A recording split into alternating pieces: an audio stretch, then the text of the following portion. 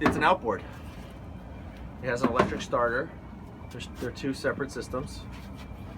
The two separate fuel, same battery though that powers the starter. And they all connect to the same alternator. There's a fuel filter attached to each one, which should look familiar. To check that in before you go sailing? You should make sure that it's not clogged. Not clogged, okay. No, with crap. That's your normal Raycor, right? Yeah. We're gonna lower the engine into the water. You see how he's sitting and he's lowering it down? It doesn't. Then it'll catch, and so now it won't come up. So there's a locking mechanism from this line all the way down to that little silver bar. And it's important that the engine is locked down. And so the test to make sure it's locked down, you can do it one of two ways. You come over here and then lift it up, or you can check it here. If it's not locked down, when you go in reverse, it can pop the engine up. Which happened. So we were out motoring backwards, and the engine popped up, and this line got wrapped around the propeller, and we lost our this engine. So it's really important that you actually have your students check, make sure it's locked down.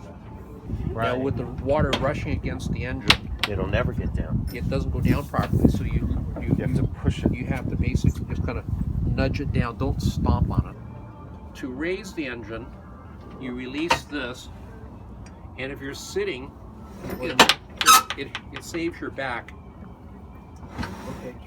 from pulling up. If you're big and strong, you can just kind of pull the other way. But I just tend to do like this. If you have an extra person helping, they can kind of pull, and you can pull here as well. Now you see the silver piece?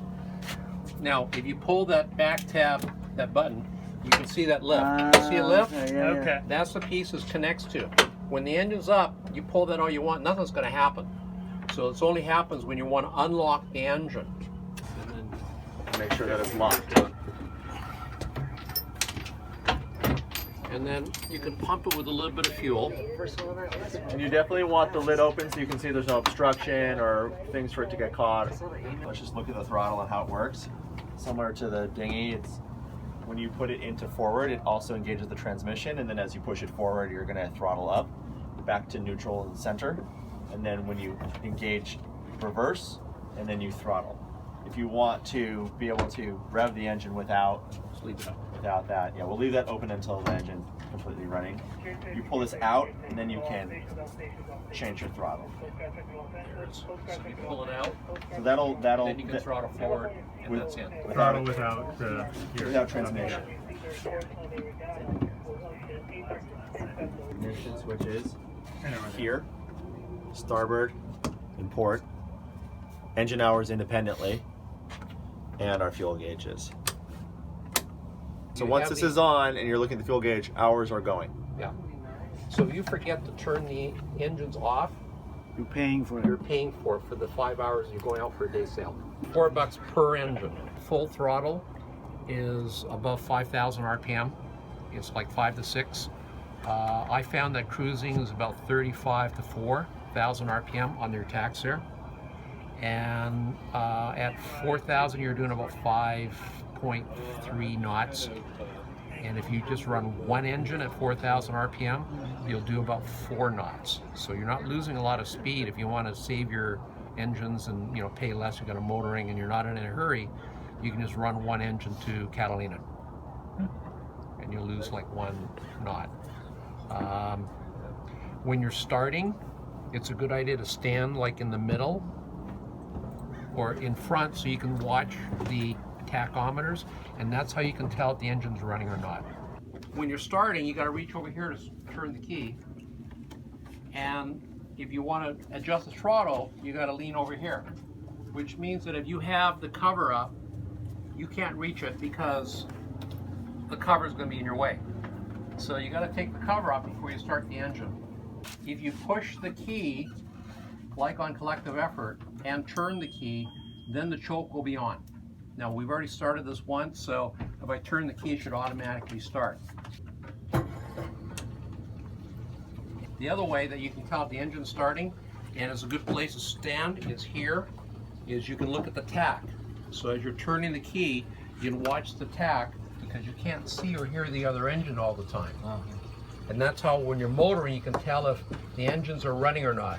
You just glance down to see if your engines are running or not. Because sometimes when you're docking, the port engine's been finicky and it has stalled. And you're like, why am I not turning? Well, just check your tach and you can see the engine's running or not. So I'm gonna first turn this guy off on the idle.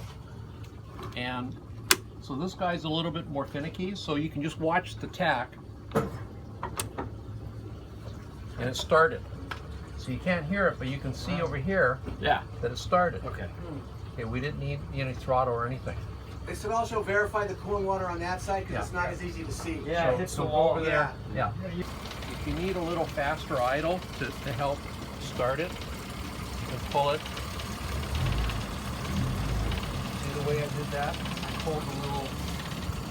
I pulled the little details out. And you can throttle it up. Pull from the bottom, not Right. Pull from here. If you don't pull the lever out, you're engaged. The gear is engaged. You're in gear. This auto helm has a clutch lever and make sure it's free. I want to sit over and over. Every time I'm on the boat, I'm going to really reinforce that. You Yeah. see the clutch lever? It's Yeah, just like the boats.